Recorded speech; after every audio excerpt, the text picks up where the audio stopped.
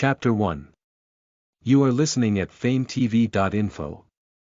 In an underground cavern, a river of mercury flowed, its silver color illuminated by glowing spirit stones.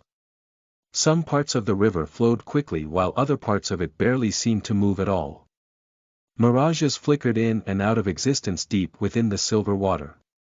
They consisted of buildings, people, animals, stars, all kinds of various sceneries. However, they only lasted for an instant before fading away, never to be seen again. Without warning, the river disappeared, and standing in the canyon that had been gouged out by the water, a naked human was left behind. His skin was wrinkly, and all of the hair on his body was white. There were no pupils or irises within his eyes, they were completely silver, their surfaces glossy but unreflective.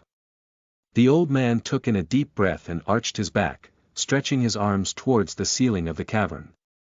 A series of cracking sounds rang out, and the old man exhaled while lowering his arms.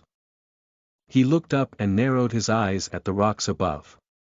With a snort, he stomped his right foot against the ground, and a fissure appeared in the ceiling. The rock split open, revealing a sky with 3 moons overhead, and the old man's body surged upwards, passing through the crevice into the open air. The old man, Virlyce, stood in the air and spread his arms wide like he was hugging the sky. A howl escaped from his mouth, and all the dust and grime from the underground cavern seemed to have been shaken off of him. The howl lasted for over a minute, and when it ended, Virlyce lowered his arms and took in a deep breath. How long had, excuse me. Virlyce blinked and lowered his head, gazing at the ground. Underneath him, there was a black dog. It was sitting on its haunches, and its front paws were covering its eyes but doing a poor job at it. It was clear to Virlyce that the dog was staring at his crotch. The dog coughed, breaking the silence. If you're here to trade with me, can you at least not be naked? Virlyce frowned. What nonsense was this creature going on about? You're not wearing clothes either. This is my home, the dog said. Am I not allowed to be naked in my own home? Besides, I'm a dog. Have you ever seen a dog wear clothes? Your home. Virlyce's frown deepened. When the hell did my home become your home? Who the hell are you? I'm Cartafull, the god of potato chips, but you can call me Carta or Chippy, the dog said. 6,000 years ago, I bought the deed to this land. Don't try to swindle me just because I'm a dog. I'll take you to court. Question marks filled Virlyce's head, and he furrowed his brow. Deed. Court. What were those things? However, there was something even more important he was unsure about. What the hell is a potato chip? You don't know what potato chips are. Carta blinked and gave Virlyce a strange look. Then, do you know what a potato is? Virlyce's eye twitched. The fuck is a potato? You can't be serious, Carta said with a blank expression. Potatoes are a staple food. Every human knows what a potato is. Virlyce scratched his head and landed in front of the dog. He took in a deep breath.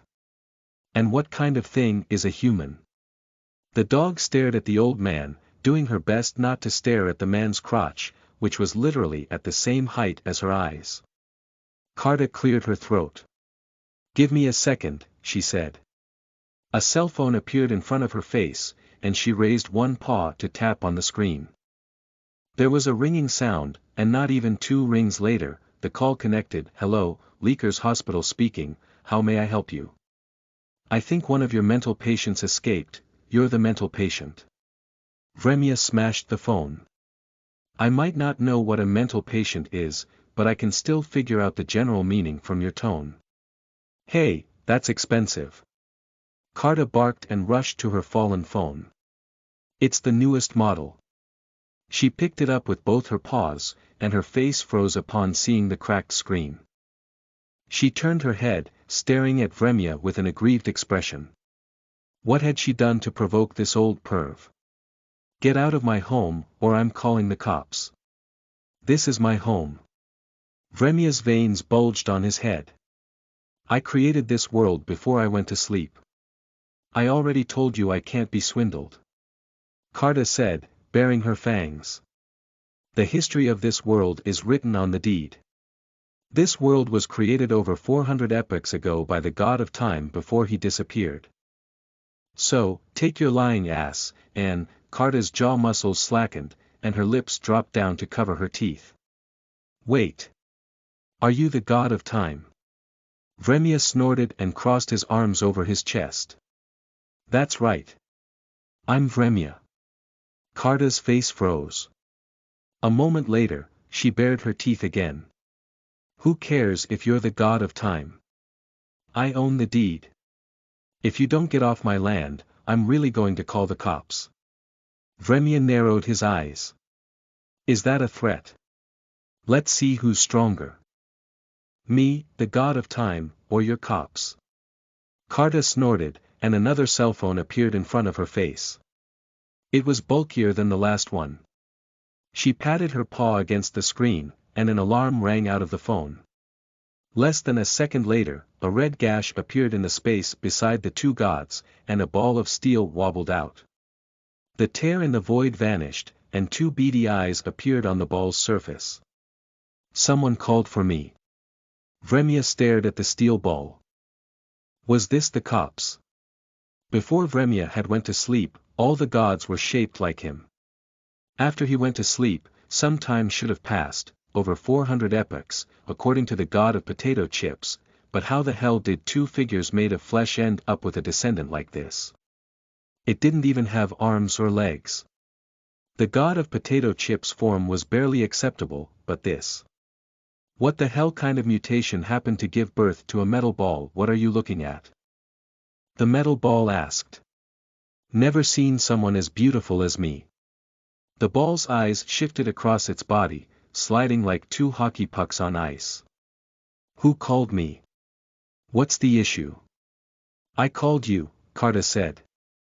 I bought the deed to this land 7,000 years ago, but apparently, the god of time, she gestured towards Vremya with her paw, created this land eons ago and has been sleeping in it like a bed until now. Who owns the land? The metal ball glanced at Vremya. A primordial god. Never thought I'd get to adjudicate one of their cases. Runic lines appeared on the ball's surface, and its eyes rolled on top of them, scrolling all the way through the text. According to the law drafted by the Council of Gods at the beginning of the civilized epoch, this land belongs to the one who created it, Vremya, the god of time. What? Carta's eyes widened. But the deed. I have the deed. Yes, the metal ball said. Vremya shall keep the land, and you'll have to seek recompense from the person whom you bought the land from. I'll take you to him. Who was it? The god of fire, Carta mumbled, the winds clearly having left her sails. Gur, just when my scent was finally starting to sink into everything. Vremya's nose wrinkled. He hoped he was interpreting the strange creature's words incorrectly, because if he wasn't sure he wanted his land back. Listen to the full novel at FameTV.info, direct link in the description.